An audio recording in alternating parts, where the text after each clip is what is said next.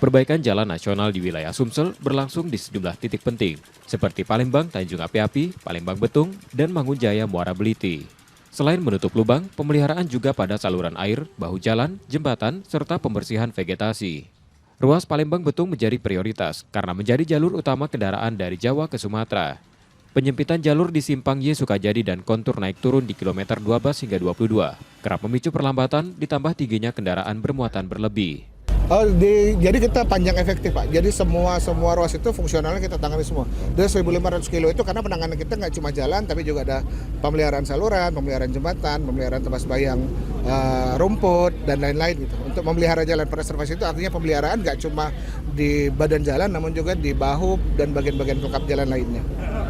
Preservasi di ruas tersebut dilakukan melalui tambal sulam, rehabilitasi hingga rekonstruksi agar sesuai target. Lagi pula kan gaya jalan kan ada juga yang lubang, tapi bisa dilewati masih itu. Kalau untuk armada besar kan bisa masih lewat.